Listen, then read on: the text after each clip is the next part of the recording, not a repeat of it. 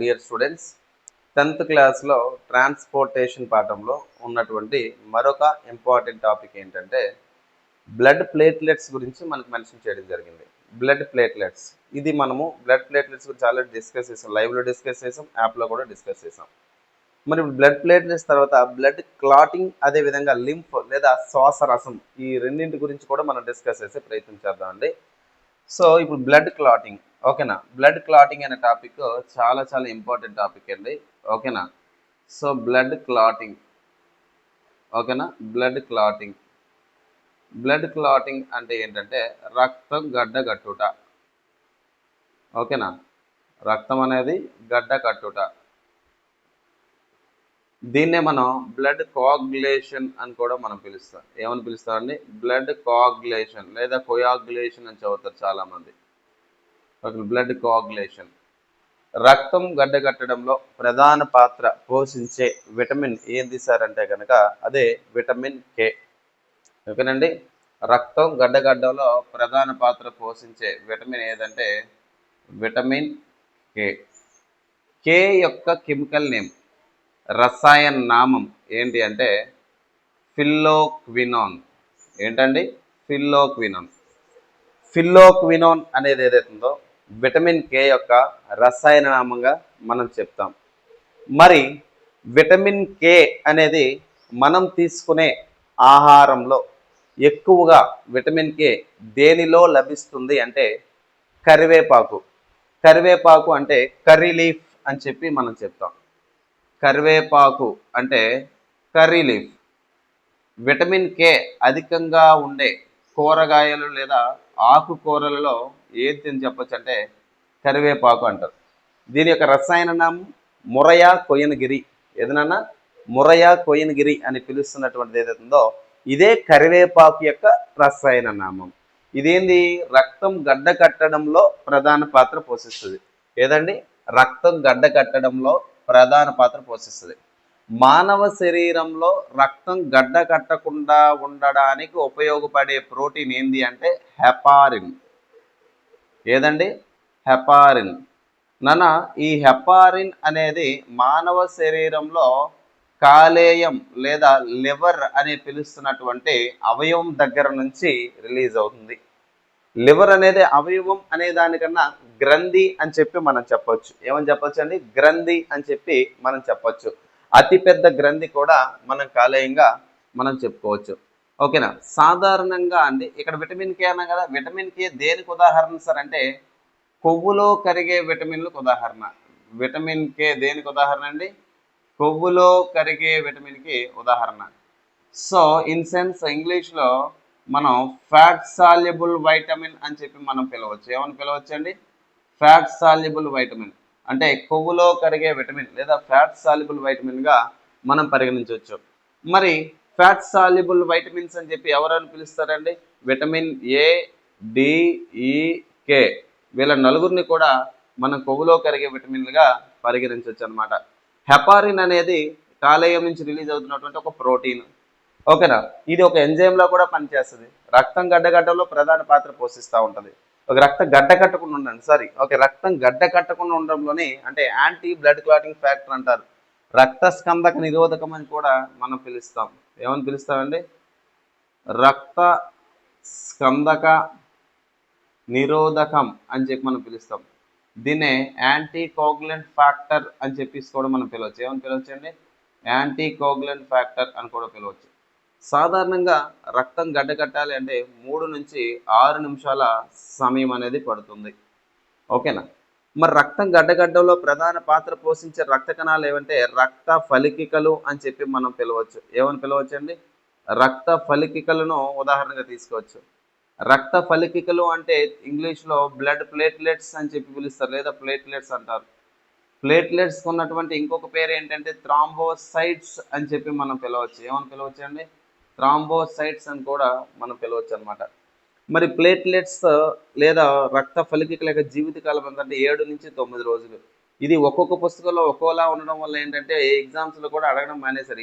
ఈ ఇక్కడ ఉన్నటువంటి ఏజ్ ఎంతకాలం బ్రతుకుతాయి, ఏంది, వాట్ అని, ఓకేనా. మరి రక్త ఫలికికలకి వైరస్ ఎప్పుడైనా థర్డ్ అయినప్పుడు అంటే వైరస్ ఎఫెక్ట్ అయినప్పుడు వచ్చే వ్యాధి ఏదంటే డెంగ్యూ వ్యాధి. డెంగ్యూ వ్యాధి. ఈ డెంగ్యూ వ్యాధి యొక్క లక్షణాలు ఏంటంటే రక్త ఫలికలను నాశనం చేస్తాయి. రక్త ఫలికలు ఒక విధంగా చెప్పాలంటే మన శరీరంలో ఇమ్యూన్ సిస్టమ్ని బూస్ట్ చేయడంలో కూడా ప్రధాన పాత్ర పోషిస్తాయి. వ్యాధి నిరోధక శక్తిని కూడా అభివృద్ధి పరుస్తూ ఉంటాయి. డెంగ్యూ వ్యాధి వచ్చినటువంటి వ్యాధిగ్రస్తుడి యొక్క లక్షణాలు ఏంటంటే కండరాలు మరియు కీళ్ళు పట్టడం, కండరాలు వీక్ అయిపోతూ ఉంటాయి. ఓకేనా, అది వేరే టాపిక్. రక్తం గడ్డకట్టడంలోని ప్రధాన పాత్ర పోషించేది మాట్లాడాం. ఇప్పుడు రక్తం గడ్డకట్టడానికి ఉపయోగపడే చర్యలు ఏవంటే కాస్కేడ్ జలపాత చర్యలు అని చెప్పి పిలుస్తారు. ఏమని పిలుస్తారండి? కాస్కేడ్ జలపాత చర్యలు అని చెప్తారు. లేదా ఇంగ్లీష్లో we can call it as Cascade reactions అని చెప్పి పిలవచ్చు. ఏమని పిలవచ్చు అండి? కాస్కేడ్ రియాక్షన్స్ అని చెప్పి మనం పిలవచ్చు. ఓకేనా. మరి రక్తం ఎలా గడ్డకడుతుంది? ఎప్పుడైనా మనకి గాయం అయ్యేటప్పుడు, గాయం ఇంగ్లీష్లో ఏమంటారు? ఎప్పుడైనా ఇంజ్యూర్ అయ్యేటప్పుడు రక్త ఫలికికలు, బ్లడ్ ప్లేట్లెట్స్ ఏవైతే ఉన్నాయో ఇవి ఒక ఎంజైమ్ను రక్తంలో రిలీజ్ చేయడం జరుగుతుంది. దాని పేరు ఏంటంటే థ్రాంబోకైనేజ్ అని చెప్పి పిలుస్తారు. ఏమని పిలుస్తారండి? థ్రాంబోకైనేజ్. ఈ థ్రాంబోకైనేజ్ ఏం చేస్తుందంటే నిద్రలో ఉన్నటువంటి, అంటే నిద్రావస్థలో లేదా ఇన్యాక్టివ్ ఫామ్లో ఉన్నటువంటి ప్రోథ్రాంబిన్ అనే పిలుస్తున్నటువంటి ఒక సబ్స్టాన్స్ని ఎలా మారుస్తుందంటే ఈ థ్రాంబోకైనేజ్ అనేది థ్రాంబిన్గా మారుస్తుంది. ఎలా మారుస్తుంది అండి? థ్రాంబిన్గా మారుస్తుంది. ప్రోథ్రాంబిన్ అనేది ఏదైతే ఉందో థ్రాంబిన్గా మారుస్తుంది. ఈ థ్రాంబిన్ ఇక్కడతో ఆగకుండా ఈ థ్రాంబిన్ ఏం చేస్తుందంటే ఫైబ్రినోజన్ అనే పిలుస్తున్నటువంటి మరొక ప్రోటీన్ని ఎలా మారుస్తుందంటే ఫైబ్రిన్గా మారుస్తుంది. ఎలా మారుస్తుంది? ఫైబ్రిన్గా మారుస్తుంది. ఇలా మార్చినప్పుడు ఎక్కడైతే గాయమైందో అక్కడ వలలాంటి నిర్మాణం, నెట్ లైక్ స్ట్రక్చర్ అనేది ఏర్పడుతుంది. ఏర్పడినప్పుడు రక్తం అనేది ఆటోమేటిక్గా ఆగిపోతుంది. ఆగిపోయిన తర్వాత అక్కడ లేత పసుపు రంగులో లేదా ఎండు గడ్డి రంగులో ఒక పదార్థం రిలీజ్, దాని పేరు ఏంటంటే సీరం అంటారు. సీరం అనేది రిలీజ్ అవుతుంది. ఈ సీరంలో కొన్ని అవసరమైన ప్రోటీన్స్ ఉంటాయి. హిస్టమిన్స్ అని పిలుస్తున్నట్టు కొన్ని రకాల ప్రోటీన్స్ కూడా మనకి కనబడుతూ ఉంటాయి. అయితే ఎంటైర్ ఈ ప్రాసెస్ అవ్వడానికి మన పట్టు కాలం అందరూ 3 నుంచి 6 నిమిషాలు అన్నమాట. అందుకే రక్తం గడ్డగట్టడానికి 3 నుంచి 6 నిమిషాలు పడుతుంది అని చెప్తారు. మరి బ్లడ్ బ్యాంకుల్లో రక్తం గడ్డకట్టకుండా ఉండడానికి ఈడిటి అని కలుపుతారండి. మానవ శరీరంలో రక్తం గడ్డ కట్టేందుకు ఉపయోగపడే పదార్థం లేదా ఖనిజం మినరల్ ఏదంటే కాల్షియం అని చెప్పి మనం పిలుస్తాం. ఈ కాల్షియం ప్రధానంగా ఆకుకూరల్లో మనకు దొరుకుతూ ఉంటుంది, గుడ్లలో కూడా దొరుకుతాయి, ఎగ్స్లో కూడా మనకి దొరుకుతూ ఉంటుంది అనమాట. అంటే బ్లడ్ బ్యాంకులో రక్తం గడ్డ కట్టకుండా ఉండేందుకైతే ఈడిటిఏ కలుపుతారు. రక్తం అనేది బ్లడ్ బ్యాంకులో ఎన్ని రోజులు నిల్వ ఉంటుంది సార్ అంటే 42 రోజులు నిల్వ ఉండగలదు అనమాట. ఓకేనా. ఎన్ని రోజులండి? 42 రోజులు ఉండొచ్చు అనమాట. ఓకేనా. తర్వాత మనకి మన పుస్తకంలో 10వ తరగతి ఎన్సీఆర్టీ పుస్తకంలో ఏది ఉందో అదే డిస్కస్ చేస్తాం. ఎందుకంటే మన ఎగ్జామ్ పాయింట్ ఆఫ్ వ్యూలోని తెలుగు అకాడమీ పుస్తకాలు, ఎన్సీఆర్టీ పుస్తకాలు దాటి ప్రశ్నలు వెళ్ళవు. కాబట్టి చాలా జాగ్రత్తగా ఎక్కువ పుస్తకాలు, ఎక్కువ డేటా చదవాల్సిన అవసరం లేదు. పుస్తకంలో ఏముందో అది జాగ్రత్తగా చదువుకుంటే చాలు. ఓకేనా. తర్వాత ఏంటంటే మనం డిస్కస్ అయిపోయే అంశం ఏంటంటే 10th క్లాస్ టెక్స్ట్ బుక్లో ఉందండి. అదేంటంటే లింఫ్ అంటారు. ఏంటండి? లింఫ్ అంటే శ్వాసరసం అని చెప్పి పిలుస్తారు. ఏమని పిలుస్తారండి? శ్వాసరసం. లేదా దీన్ని టిష్యూ ఫ్లూయిడ్ అని కూడా పిలుస్తారు. ఏమని పిలుస్తారు అన్న? Tissue fluid. లేదా తెలుగులో కణజాల ద్రవం అని చెప్పి పిలుస్తారు. ఏమని పిలుస్తారండి? కణజాల ద్రవం అని చెప్పి పిలుస్తారు. ఏంటిది ఈ లింఫ్ అంటే ఏంటి? దీనికి సంబంధించినటువంటి అంశాలు పూర్తిగా అధ్యయనం చేసే ప్రయత్నం చేద్దాం. ఓకేనా. సో కేర్ఫుల్గా వినండి. మరి లింఫ్ అన్నాం కదండి. సాధారణంగా మీ అందరికీ తెలుసు రక్తనాళాలు ఉన్నాయి, అంటే బ్లడ్ వెజల్స్, ఆర్టరీస్, వెయిన్స్ అని, అదేవిధంగా బ్లడ్ వెజల్స్ అని. ఈ రక్తనాళాలు శరీరానికి కావాల్సినటువంటి శరీర భాగాలు కావాల్సిన బ్లడ్ని, అంటే రక్తాన్ని, అదేవిధంగా కొన్ని రకాల మినరల్స్ అంటే ఖనిజాలను, అదేవిధంగా కొన్ని రకాల వైటమిన్స్ అంటే విటమిన్లను, కొన్ని రకాల మాంసకృతులు లేదా ప్రోటీన్స్ ఏవైతే కొన్ని రకాల ప్రోటీన్స్ను, ఇలా వివిధ రకాల పదార్థాలు రక్తనాళాలు రవాణా చేస్తాయి, అంటే బ్లడ్ వెజల్స్ క్యారీ చేస్తాయి. క్యారీ చేసే ప్రాసెస్లు అండి. కొన్నిసార్లు కొన్ని చోట్ల ప్రోటీన్స్, కొద్ది మొత్తంలో ప్లాస్మా, కొద్ది మొత్తంలో రక్త కణాలు అంటే బ్లడ్ సెల్స్ అంటే ఆర్బీసీ, డబ్ల్యూబీసీ, ప్లేట్లెట్స్ ఏవైతే ఉన్నాయో ఇవి ఏమవుతాయంటే నాన్న రవాణా అయ్యే ప్రాసెస్లో కొన్ని మనం కండరాల మధ్య ఉన్నటువంటి కణాలు ఏవైతే ఉన్నాయో ఈ కణాల మధ్య కొంత ఫ్లూయిడ్ లీక్ అయి వెళ్ళిపోద్ది అనమాట. అర్థమైందా? సో ఈ రవాణా ఫర్ ఎగ్జాంపుల్ రక్తాన్ని తీసుకెళ్ళి ధమని ఇలా ఉందండి. ఓకేనా. ఇంకొకటి ఇగోండి సిర, ఇది వెయిన్ అనుకుందాం. ఇలా ఎవడో మధ్యలో బ్లడ్ క్యాపిలరీ ఇలా ఉన్నారు. ఇలా ఇవి పదార్థాలు రవాణా చేసే ప్రాసెస్లో కొంత ఫ్లూయిడ్ అనేది కణాల మధ్యలో లీక్ అయిపోయి ఉండిపోద్ది అనమాట. ఇలా ఈ లీక్ అయినటువంటి ఫ్లూయిడ్ని మనం ఏమంటే శ్వాసరసం అని చెప్పి పిలుస్తారు. ఏమని పిలుస్తారు? శ్వాసరసం. దాన్నే మన ఇంగ్లీష్లో లింఫ్ అని చెప్పి పిలుస్తారు. ఏమని పిలుస్తారంటే లింఫ్. ఈ ఏదైతే శ్వాసరసం పిలుస్తున్నామో ఇది చెడు పదార్థం అయితే కాదు. దీంట్లో కూడా అక్కడ లీక్ అయినటువంటి పదార్థాలే కదా, దీంట్లో కూడా కొన్ని రకాల ప్రోటీన్లు, కొన్ని రకాల బ్లడ్ సెల్స్ రక్త కణాలు, ఇలా మరికొన్ని ఉపయోగకరమైన పదార్థాలు అనేవి ఈ శ్వాసరసంలో ఉంటాయి. మరి శ్వాసరసంలో ఉన్న అక్కడే ఉండిపోవాలా అంటే అక్కడ ఉండకూడదు. ఏమవ్వాలి అవి?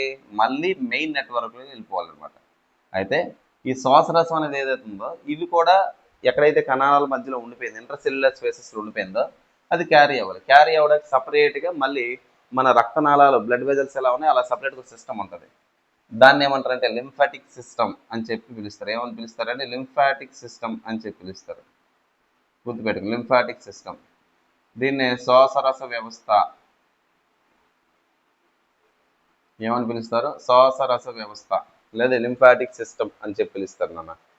ఇప్పుడు లింఫాటిక్ సిస్టంలో ఏంటంటే మనకి లింఫ్ వెజల్స్ ఉంటాయి, శ్వాసరస నాళాలు ఉంటాయి. అంటే కొన్ని రకాల పైప్స్ ఉంటాయి. ఆ పైప్స్ అన్నీ కలిసి ఏం చేస్తాయంటే శరీరంలో వేరు వేరు ప్రదేశాల్లో లింఫ్ నోడ్స్, ఓకేనా, శ్వాసరస కణుపులు గుంపులుగా ఏర్పరిచి ఈ పైప్స్ ద్వారా ఈ ఫ్లూయిడ్ని క్యారీ చేసి పట్టుకొని మళ్ళీ పైకి అలా పట్టుకుని ఏం చేస్తాయంటే ఈ శ్వాసరస నాళాల ద్వారా లింఫ్ వెజల్స్ ద్వారా వెళ్ళినటువంటి లింఫ్ ఫ్లూయిడ్ అంతా కూడా ఎక్కడికి వెళ్తుందంటే ఈ మెడ దగ్గర వెయిన్స్ ఉంటాయి కదా, అంటే సిరలు ఉంటాయి కదా, సిరలకు పట్టుకెళ్ళి ఇచ్చేస్తాయి. మీకు ఆల్రెడీ తెలుసు శరీర భాగంలో ఉన్నటువంటి చెడు రక్తం ఇవన్నీ కూడా సిరల ద్వారా వెయిన్స్ ద్వారా హార్ట్ చేరుకుంటుందండి. సో ఆ వెయిన్స్కి ఇచ్చేస్తాను అనమాట. ఆ లార్జ్ వెయిన్స్ నెట్వర్క్ ఇచ్చేస్తే అవి పట్టుకెళ్ళి మళ్ళీ హార్ట్లో కలిపేస్తే మళ్ళీ రవాణా జరుగుతూ ఉంటుంది.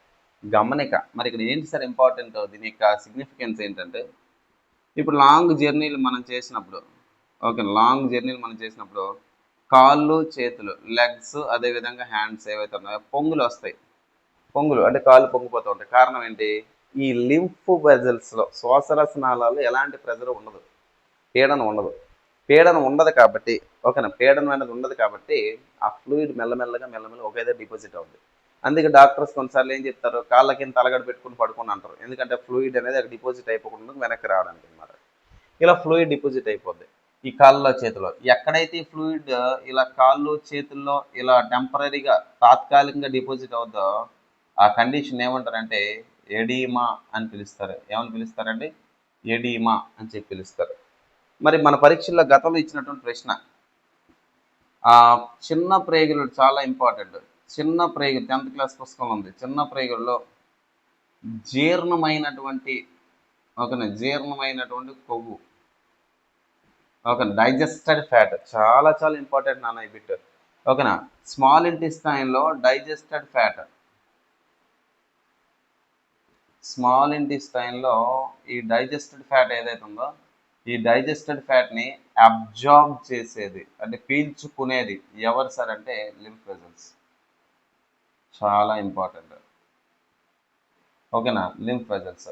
సో డైజెస్టెడ్ ఫ్యాట్ మాలిక్యూల్స్ జీర్ణమైనటువంటి కొవ్వు పదార్థాలను అబ్జార్బ్ చేసి పీల్చుకొని లేదా శోషించుకొని శరీరంలో ఇతర భాగాలకు సరఫరా చేసేది ఎవరు అంటే లింఫ్. ఇది చాలా చాలా ఇంపార్టెంట్ నాన్న. ఎంత ఇంపార్టెంట్ అంటే గతంలో అడిగినటువంటి ప్రశ్న, ఓకేనా. ఇది లింఫ్ గురించి 10th క్లాస్ ఎన్సీఆర్టీలు ఇచ్చాడు. తర్వాత ఇంకొక 2 ఇంపార్టెంట్ బిట్స్, మొక్కలలో రవాణా 10th ఎన్సీఆర్టీ ట్రాన్స్పోర్టేషన్ ఇచ్చాడు. మొక్కల్లో రవాణా, దీన్ని ట్రాన్స్పోర్టేషన్ ఇన్ ప్లాంట్స్ అని చెప్పి పిలుస్తారు. ఏమని పిలుస్తారు? ట్రాన్స్పోర్టేషన్ ఇన్ ప్లాంట్స్, మొక్కల్లో రవాణా. మీ అందరికీ తెలుసు మనం ఎలా ఆహారం తీసుకుని రవాణా చేయడానికి రక్తనాళాలు ఉన్నాయి. వీటిల్లో కూడా pipe like tube like structures ఉంటాయి, ఓకేనా. మొక్కలు అనబడేవి ఏవైతే ఉన్నాయో కేర్ఫుల్గా ఉండండి. మొక్కలు అనబడేవి ఏవైతే ఉన్నాయో నేల నుండి, ఓకేనా, నేల నుండి నీరు, నేల అంటే సాయిల్ అండి, ఓకే, నీరు మరియు ఖనిజాలు. ఖనిజాలు అంటే ఏంటి? మినరల్స్. ఖనిజాలు అంటే ఏంటి? మినరల్స్. నేల నుండి నీరు మరియు ఖనిజాలను పీల్చుకుంటాయి లేదా శోషించుకుంటాయి. దేని యొక్క సహాయంతో? వేర్ల యొక్క సహాయంతో, with the help of roots. ఓకేనా, రూట్స్ యొక్క సహాయంతో పీల్చుకుంటాయి. ఇంపార్టెంట్. ఎలా పీల్చుకుంటాయి సార్? వ్యాపనం అనే పిలుస్తున్నటువంటి ఒక పీడనం ద్వారా. వ్యాపనం. ఓకేనా, వ్యాపనం. వ్యాపనం అంటే డిఫ్యూజన్. వ్యాపనం అంటే ఏంటి? డిఫ్యూజన్. డిఫ్యూజన్ అనే పిలుస్తున్నటువంటి ఒక పద్ధతి ద్వారా. ఓకేనమ్మా, డిఫ్యూజన్ అని పిలుస్తున్నటువంటి ఒక పద్ధతి ద్వారా మొక్కలు నేల నుండి, అంటే సాయిల్ నుంచి రూట్స్ యొక్క హెల్ప్తో పీల్చుకుంటాయి. డిఫ్యూజన్ ద్వారా ఏంటి పీల్చుకుంటాయి సార్? నీరు మరియు ఖనిజాలు. నీరు మరియు ఖనిజాలను పీల్చుకుంటాయి. ఇక్కడ దాకా మీకు ఓకే. మరి దేని ద్వారా పీల్చుకుంటే? వ్యాపనం ద్వారా పీల్చుకుంటాయి అని అనుకున్నాం. ఇక్కడ దాకా ఓకే కదా. మరి పీల్చుకున్నటువంటి పదార్థాలు కాండంకు చేరుతాయి. కాండం అంటే స్టెమ్. ఎక్కడ చేరుతాయండి? స్టెమ్కి చేరుతాయి. స్టెమ్కి చేరిన తర్వాత భారీ ఎత్తులో ఉన్నటువంటి, దాదాపుగా 900 మీటర్లు అడుగు ఎత్తున్నటువంటి, 900 అడుగులు ఎత్తున్నటువంటి సాల్ మరియు ఓక్ లాంటి చెట్లు అనబడేవి ఏవైతే ఉన్నాయో, ఈ చెట్లు అనేవి వీటన్నింటికి ఇంత స్థాయిలో వాటర్ వెళ్ళాలి అంటే కనుక ఏం కావాల్సింది? కొంత పీడనం అనేది మనకి అవసరం. మరి ఓక్, అదేవిధంగా సాల్, దేవదారు, ఎర్రచందనం, అదేవిధంగా గంధం లాంటి చెట్లు చాలా ఎత్తుగా పెరుగుతాయి. మరి ఎత్తుగా పెరుగునటువంటి, ఇంత ఎత్తుగా పెరుగుతున్నటువంటి చెట్లకు నీటిని ఎలా సరఫరా చేస్తాం? అంతేనే కదా పాయింట్. సరఫరా చేయాలంటే పర్టికులర్గా ఒక వ్యవస్థ అనేది వీటికి కూడా అవసరం. ఆ వ్యవస్థలో అండి మనకి శాశ్వత కణజాలాలు కొన్ని ఉంటాయి.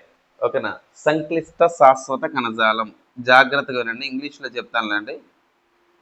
సంక్లిష్ట శాశ్వత కణజాలం ఏంటండి? సంక్లిష్ట శాశ్వత కణజాలం అంటే మన ఇంగ్లీష్లో కాంప్లెక్స్ పర్మనెంట్ టిష్యూ. జాగ్రత్తగా వినాలి. ఓకేనా, కాంప్లెక్స్ పర్మనెంట్ టిష్యూ సంక్లిష్ట శాశ్వత కణజాలం అంటారు. మరి సంక్లిష్ట శాశ్వత కణజాలం అనేది ఏదైతుందో దీనికి ఉదాహరణగా మనం ఎవరిని తీసుకుంటాం అంటే నాలికా పుంజాలను తీసుకుంటాం. ఓకేనా, తెలుగు మీడియం వాళ్ళ కోసం అచ్చు తెలుగులో చెప్పాల్సి వస్తుంది. నాలికా పుంజాలను తీసుకుంటాం. దీన్నే మనం ఏమని పిలుస్తాం అంటే వాస్కులర్ బండిల్స్. ఏంటండి? వాస్కులర్ బండిల్స్ని ఉదాహరణగా తీసుకుంటాం. మరొకసారి చెప్తాను చూడండి. మొక్కల్లో కణజాలాలు అనేక రకాలు ఉంటాయి. పారెన్కైమా, ఏరెన్కైమా, క్లోరెన్కైమా, కొలిన్కైమా, స్క్లెరెన్కైమా అని చెప్పి రకరకాల కణజాలాలు ఉంటాయి. అవన్నీ కూడా సరళ శాశ్వత కణజాలాలు. అంటే ఏంటి అంటే సింపుల్ పర్మనెంట్ టిష్యూస్. ఇంకోటి ఏంటిది? కాంప్లెక్స్ పర్మనెంట్ టిష్యూ అంటే సంక్లిష్ట శాశ్వత కణజాలం.